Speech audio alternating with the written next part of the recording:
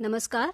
अनुवाद अध्ययन एवं प्रशिक्षण विद्यापीठ यानी school of translation studies and training IGNOU की ओर से आप सभी का स्वागत है।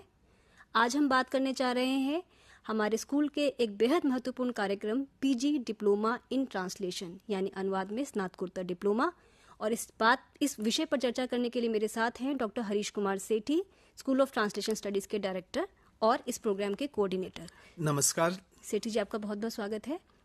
धन्यवाद ज्योति जी। जैसा कि मैंने बताया कि आज हम बात करने जा रहे हैं पीजी डिप्लोमा इन ट्रांसलेशन कार्यक्रम पर और खास तौर पर पीजी डिप्लोमा इन ट्रांसलेशन के रिवाइज्ड फॉर्म पर यानी कि संशोधित कार्यक्रम पर। दोस्तों, मैं बताना चाहूंगी कि school of translation studies and training का पीजीडीटी कार्यक्रम बेहद महत्वपूर्ण कार्यक्रम है और ये पिछले कई दशकों से स्कूल ऑफ ट्रांसलेशन स्टडीज द्वारा चलाया जा रहा है। लेकिन हाल ही में हमने इस कार्यक्रम को संशोधित किया है, रिवाइज किया है, नए सिनेरियो ट्रांसलेशन स्टडीज में हुए नए परिवर्तनों को ध्यान में रखते हुए। तो आज हम अपने स्टूडेंट्स के लिए इस विषय पर विस्तार से चर्चा करेंगे और हम ये जानेंगे कि पीजीडीटी अपने पुराने कलेवर में और पीजीडीटी का ये जो संशोधित रूप है, ये दोनों एक दूसरे से किस तरह भिन्न है, क्या नया हमने इसमें जोड़ने का प्रयास किया है और ये नए जोड़े हुए मुद्दे या नए जोड़े हुए विषय पीजीडीटी के माध्यम से हमारे छात्रों को, हमारे लर्नर्स को क्या दे रहे हैं। सेठी जी, जैसा कि हम चर्चा कर रहे हैं पीजीडीटी इन ट्रांसलेशन जो हमारा डिवाइस कार्यक्रम है जी, मैं आपसे जानना चाहूंगी कि ये जो कार्यक्रम है सबसे पहले ये कब लॉन्च हुआ और आज जिसका परिवर्तित रूप क्या है। मैं अपने सभी दर्शकों को बताना चाहता हूं कि इग्नू ने 1990 के दशक में अनुवाद में स्नातकोत्तर डिप्लोमा कार्यक्रम शुरू किया था और इसको शुरू करने का मुख्य उद्देश्य ये था कि अनुवाद के क्षेत्र में खास तौर पर अनुवादकों की जो बड़ी भारी मांग थी, उस मांग को दूर शिक्षा के माध्यम से पूरा करने के लिए इस डिप्लोमा कार्यक्रम को तैयार किया गया था, ताकि देश में भावी अनुवादकों के रूप में जो मानव संसाधन की आवश्यकता है, उस आवश्यकता की पूर्ति की जा सके। और समय ने इस कार्यक्रम की प्रासंगिकता को स्वयं सिद्ध किया है और हम देखते हैं कि इस कार्यक्रम को करके देश भर के अनेक जो है विद्यार्थी जिन्होंने इस कार्यक्रम को किया है, वे लाभान्वित भी हुए हैं और उनको रोजगार के रूप में अनुवाद के क्षेत्र में अवसर भी प्राप्त हुए हैं। जी, जैसा आपने कहा कि रोजगार के क्षेत्र में अनुवाद का ये कार्यक्रम पीजी डिप्लोमा इन ट्रांसलेशन विशेष रूप से योगदान देता है, तो किस तरह की नौकरियां, मतलब अगर हम ये कहें कि जो छात्र पीजीडीटी करते हैं उनके लिए क्या क्या स्कोप है, कौन कौन से क्षेत्र हैं? ये आपने बड़ा महत्वपूर्ण प्रश्न किया है ज्योति जी। अनुवाद का क्षेत्र एक ऐसा क्षेत्र रहा है कि जब राजभाषा के रूप में हिंदी को स्वीकार किया गया तो अनुवादकों की बड़ी भारी मांग देश भर में पैदा हो गई। तो सबसे प्रमुख क्षेत्र जो है प्रशासन का क्षेत्र रहा है, जहां पर अनुवादकों की बहुत आवश्यकता थी। इसके अलावा समय के साथ साथ हम आज के तारीख में भी देखें या पहले से भी अनुवाद ने अपनी आवश्यकता को बनाए रखा है और न सिर्फ बनाए रखा बल्कि क्षेत्रों के स्तर पे भी हम देखते हैं कि उसमें निरंतर विस्तार होता चला गया है जी। तो उसी को ध्यान में रखते हुए हम देखते हैं कि मीडिया का क्षेत्र है, प्रशासन का क्षेत्र है और इसके साथ साथ जो है सबसे एक महत्वपूर्ण क्षेत्र बनता है साहित्य जगत का क्षेत्र। हालांकि उसमें अनुवादकों को स्वतः प्रेरणा का भी एक पक्ष रहता है अधिक, जिसमें हम कह सकते हैं कि वो अपनी सेल्फ सेटिस्फेक्शन के लिए भी लोग ट्रांसलेशन करते हैं। और जबकि हम ये देखें कि जो हिंदी के प्रयोजन मूलक क्षेत्र रहे हैं, फंक्शनल एरियाज ऑफ लैंग्वेज जो हैं, उन क्षेत्रों में अनुवाद ने अपनी जो आवश्यकता बनाई, चाहे वो संसद का क्षेत्र हो या फिर कहें कि विधि के क्षेत्र में भी सही, ज्ञान विज्ञान का क्षेत्र हो, तो ऐसे तमाम क्षेत्र हैं जहां पर अनुवादकों की मांग को पूरा करने के लिए प्रशिक्षित अनुवादकों की आवश्यकता होती है। और वे अनुवादक जो है, हम ये कह सकते हैं कि राजभाषा अधिकारी के रूप में अनुवाद अधिकारी, अनुवादक या फिर उससे ऊपर के अगर पदों पर देखें तो सहायक निदेशक, उपनिदेशक जैसे पदों पे राजभाषा संबंधी या अनुवाद संबंधी जो ये पद हैं, वहां पर भी नियुक्तियां मिली हैं। और ये सरकारी क्षेत्र की हम बात करें, इसके अलावा निजी क्षेत्र में भी बड़ी भारी मांग रहती है, खासतौर पे मीडिया के क्षेत्र में। और मीडिया का भी जिस तरह से विस्तार होता जा रहा है, मतलब सिर्फ प्रिंट और इलेक्ट्रॉनिक मीडिया से आगे बढ़ के जो नव इलेक्ट्रॉनिक मीडिया जी बिल्कुल। की बात करें या सोशल मीडिया की बात करें, तो वहां पर भी अनुवादकों की, मूलतः अनुवादक ही कहा जाएगा, उनकी आवश्यकता रहती है। बिल्कुल। जैसा सेठी जी ने भी संक्षेप में बताया है कि पीजीडीटी यानी पीजी डिप्लोमा इन ट्रांसलेशन केवल सरकारी क्षेत्रों में ही नौकरियां हमें प्रदान नहीं करता, बल्कि अगर हम चाहें तो हमारे जो छात्र हैं, मैं आपकी जानकारी के लिए बताना चाहूंगी कि पीजी डिप्लोमा इन ट्रांसलेशन कार्यक्रम स्कूल ऑफ ट्रांसलेशन स्टडीज से करके बहुत सारे छात्रों ने न केवल सरकारी क्षेत्रों में बल्कि प्राइवेट निजी क्षेत्रों में भी बहुत कुछ हासिल किया है, नौकरियां की हैं, और फ्रीलांसिंग तो एक अन्य एक माध्यम है ही। क्षेत्र है। और जैसे सेठी जी ने इस पे चर्चा की कि बैंकिंग का लिटरेचर हो, विधि साहित्य हो, प्रशासनिक साहित्य हो, संसद का साहित्य हो, इन सभी क्षेत्रों में अनुवाद को लेकर जिस तरह की मांग है, उन सभी का ध्यान हमने अपने इस कार्यक्रम में रखने की कोशिश की है, न केवल पुराने कार्यक्रम में बल्कि इसके संशोधित रूप में भी। मैं इसी में और भी जोड़ना चाहूंगा कि जैसे मैंने संकेत किया, अनुवाद का भी जो क्षेत्रों का जो विस्तार हो रहा है, उसमें अनुवाद भी नए नए रूपों में आ रहा है, भले ही चाहे वो एडेप्टेशन के रूप में हो, डबिंग के रूप में हो, सबटाइटलिंग के रूप में हो। इस तरह के से देखें तो अनुवाद के नए नए आयाम भी उभर कर आ रहे हैं, और लोग जो है इस क्षेत्र में पारंगत होकर अपनी जो है रोजी रोटी का या आजीविका का एक महत्वपूर्ण साधन के रूप में उसको ला रहे हैं। और उसी को ध्यान में रखते हुए, क्योंकि ये जो जिस समय 1990 के दशक में इस कार्यक्रम को शुरू किया गया था, तो तब की आवश्यकताओं की पूर्ति के लिए पूरे के पूरे कार्यक्रम को डिजाइन किया गया था। बाद में जब ये देखा गया कि अनुवाद के क्षेत्रों में विस्तार हो रहा है और अनुवाद अध्ययन के एक विषय के रूप में translation studies as a subject जिस तरह से डेवलप हो रहा है, तो ये भी आवश्यकता महसूस की गई कि हम अनुवाद में स्नातकोत्तर डिप्लोमा कार्यक्रम को भी संशोधित करें। बिल्कुल। स्कूल ऑफ ट्रांसलेशन स्टडीज का जिस तरह से परिचय डॉक्टर सेठी ने दिया कि किस प्रकार पीजीडीटी जो हमारा कार्यक्रम है, जिस समय ये पहली बार इग्नू की तरफ से लॉन्च किया गया, तब और आज के इसके कलेवर में, इसके स्वरूप में बहुत सारे अंतर आए हैं। और उन अंतरों का जो प्रमुख कारण है वह ये कि अनुवाद से अनुवाद अध्ययन तक की इस लंबी यात्रा में अनुवाद के क्षेत्र में बहुत कुछ नया जुड़ा है। ये जो बहुत कुछ नया जुड़ा है, ये जरूरी है कि हमारे छात्र इससे लाभान्वित हों, वे उन नए विषयों से, उन नए क्षेत्रों से और अनुवाद के नए क्षेत्रों से भी जुड़ सके, उनके बारे में जानकारी हासिल कर सके, और न केवल जानकारी बल्कि उसमें प्रशिक्षित होकर विभिन्न क्षेत्रों में अनुवाद के संदर्भ में आजीविका प्राप्त कर सके। सिटी जी, ये तो हुआ एक व्यापक परिचय स्कूल ऑफ ट्रांसलेशन स्टडीज का भी और पीजी डिप्लोमा इन ट्रांसलेशन का भी। अब यदि हम सीधा सीधा PG diploma in translation revised form पर आए, तो मैं आपसे जानना चाहूंगी कि ये जो कार्यक्रम है ये कितने भागों में बटा है? अगर मैं इग्नू की ही भाषा में बात करूं तो कितने क्रेडिट्स का है, कितने पेपर है, परियोजना कार्य क्या है और इसका स्वरूप क्या है? आप एक बार मोटा मोटा बताएं, फिर हम पेपर वाइज हम कोशिश करेंगे कि इस पर चर्चा करें। जी,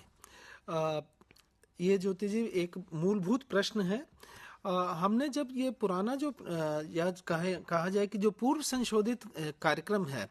वे 30 क्रेडिट का था, जिसमें 4 प्रश्न पत्र थे जिसे हम कोर्स कहते हैं जी। और 5वां अनुवाद परियोजना कार्य था।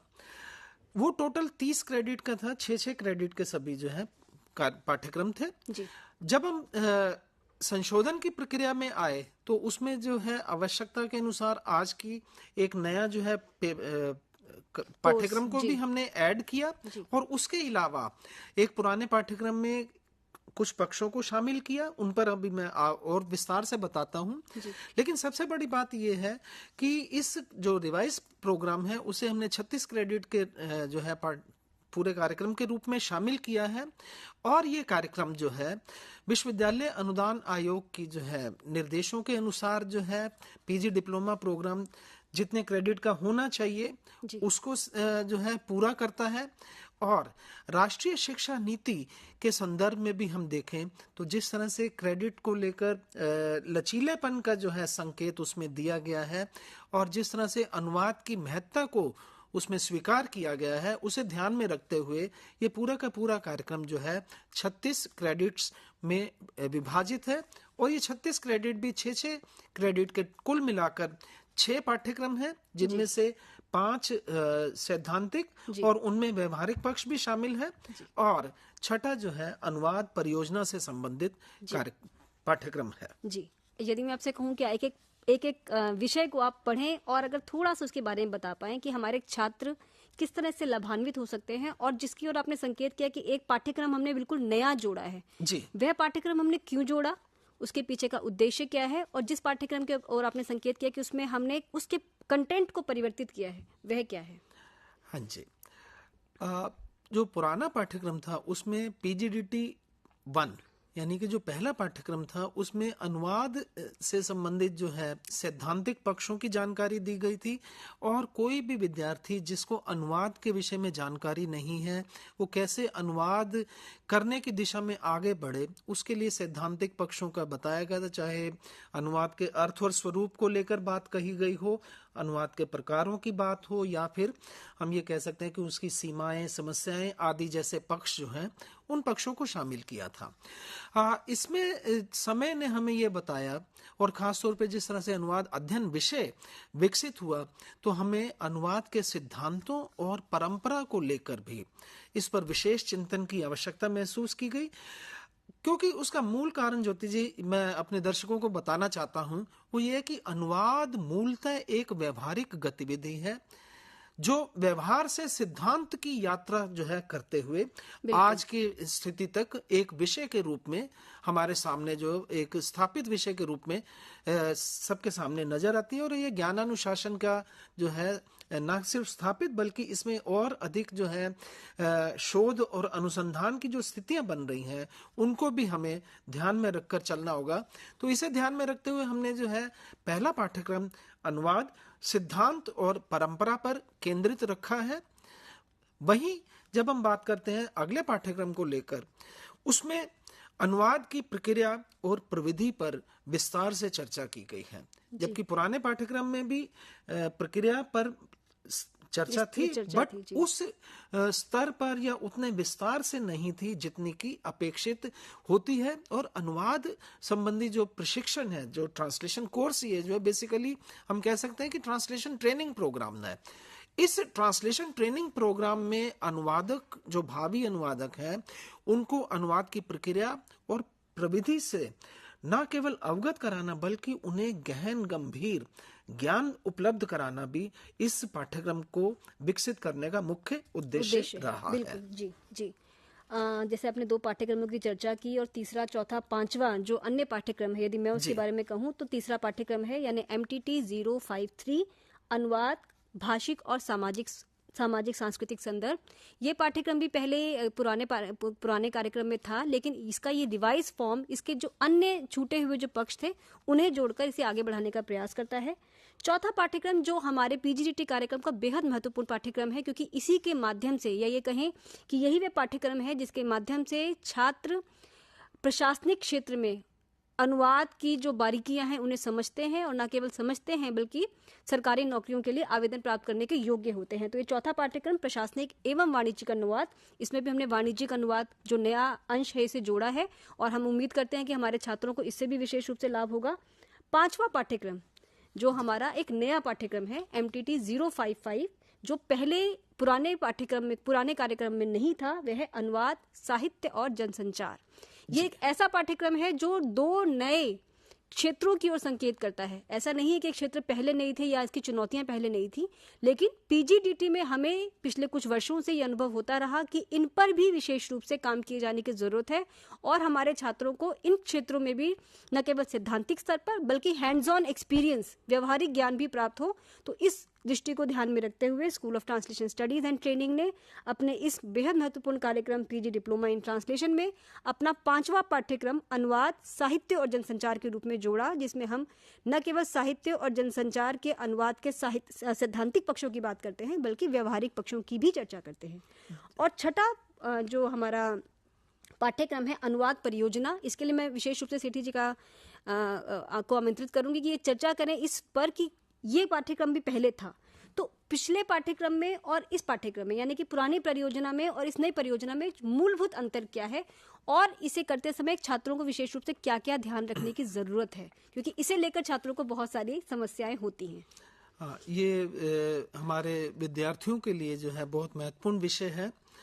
असल में जो पूर्व संशोधित पूरा कार्यक्रम था उसमें भी हमने अनुवाद परियोजना को शामिल किया हुआ था, और उसे शामिल करने का मुख्य उद्देश्य यही है, जैसा कि मैंने भी पहले भी चर्चा में बताया है, कि अनुवाद सिर्फ सैद्धांतिक जो है अध्ययन का विषय नहीं है। सिद्धांत जो है वो बताते हैं, जानकारी देते हैं या दिशा सूचक का काम करते हैं, लेकिन अनुवाद एक ऐसी व्यवहारिक गतिविधि है, जैसे एक तरह से स्विमिंग पूल में जब तक आप उतरेंगे नहीं, तैरने का प्रयास नहीं करेंगे, आपको स्विमिंग नहीं आ सकती है। उसी तरह से सैद्धांतिक जानकारी भले ही जितनी मर्जी हो जाए, पर जब तक आप अनुवाद कर्म में संलग्न नहीं होंगे,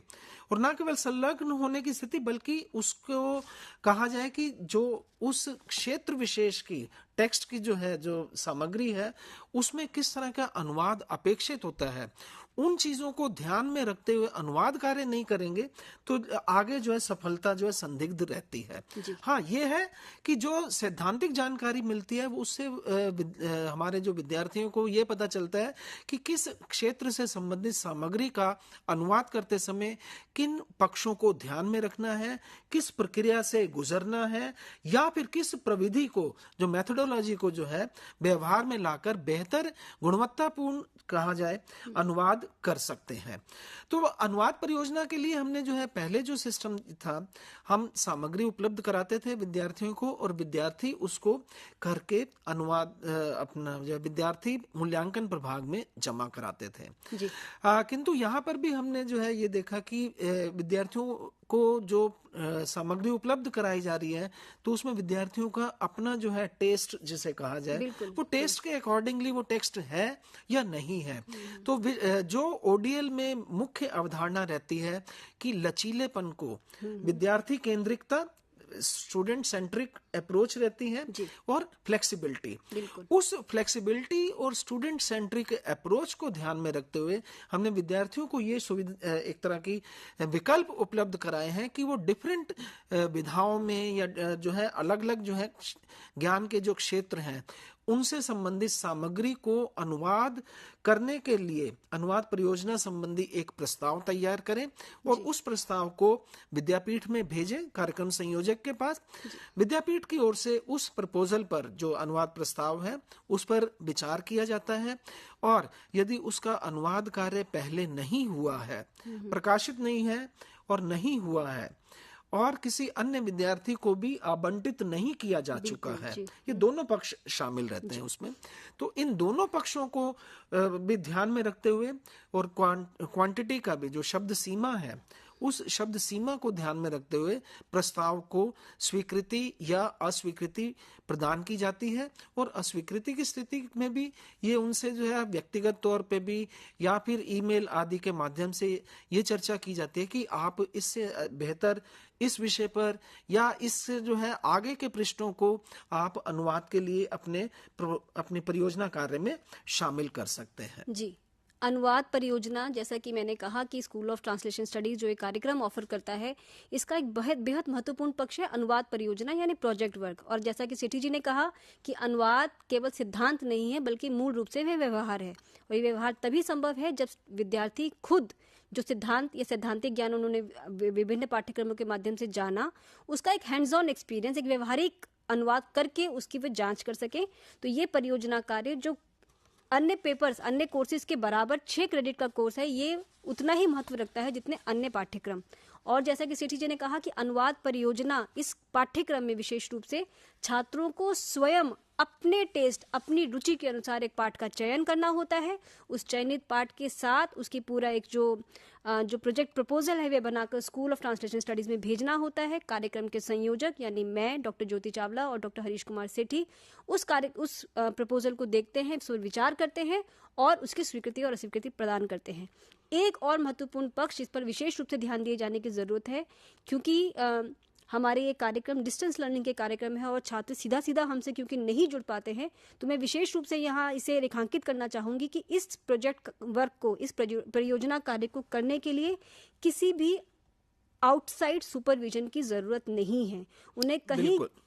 उन्हें किसी भी रूप में किसी की मदद की यहाँ जरूरत नहीं है। वे स्वयं अपना कार्य करके, परियोजना प्रस्ताव के आधार पर अपना कार्य करके सीधा प्रोजेक्ट सेक्शन में जमा कर सकते हैं और उसके बाद उनका मूल्यांकन होकर उन्हें अन्य जो बाकी जो उनका परीक्षा परिणाम है उसके साथ उन्हें वे अंक प्राप्त हो जाएंगे। इसलिए किसी भी तरह की कोई भ्रांति ना हो, इसलिए मैं विशेष रूप से रेखांकित करूंगी कि उन्हें सुपरविजन के लिए किसी की भी मदद की आवश्यकता नहीं है। वे स्वयं इस कार्यक्रम को करेंगे, पाठ्यक्रम को करेंगे और परियोजना कार्य को विभाग में जमा करेंगे। हाँ, ये आपने जो है बहुत महत्वपूर्ण जो है संकेत किया है, लेकिन मैं विद्यार्थियों को बताना चाहता हूँ कि मदद का यहाँ पे अर्थ सिर्फ ये है कि किसी जो है सुपरवाइजर की, जो है रिसर्च सुपरवाइजर की या किसी एकेडमिक काउंसलर के जो है उसकी संलग्नता की इसमें आवश्यकता नहीं है। लेकिन अनुवाद कर्म जो है एक ऐसा कर्म है जिसमें सहायक सामग्री के रूप में आपको तरह तरह के कोश उपलब्ध हैं, तरह तरह की जो डिक्शनरीज हैं, इसके अलावा इंसाइक्लोपीडिया है या कह सकते हैं थिसॉरस है, टेक्निकल टर्मिनोलॉजी है। तो जिस तरह की आपके टेक्स्ट है जो अनुवाद आपने करना है उससे रिलेटेड आप शब्द कोशों का इस्तेमाल कर सकते हैं। कंप्यूटर कोश भी अवेलेबल है, ऑनलाइन कोश भी है। तो इस तरह के जो विद्यार्थियों को अनुभव होते हैं, जो सहायता लेते हैं,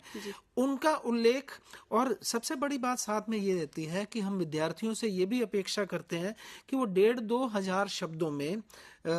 अपनी अनुवादकीय टिप्पणी यानी ट्रांसलेटर्स नोट को भी अपने ट्रांसलेशन प्रोजेक्ट में शामिल करें। बिल्कुल। ये जो ट्रांसलेटर्स नोट होता है, हम ये कह सकते हैं कि ये उसका जो व्यवहारिक जो है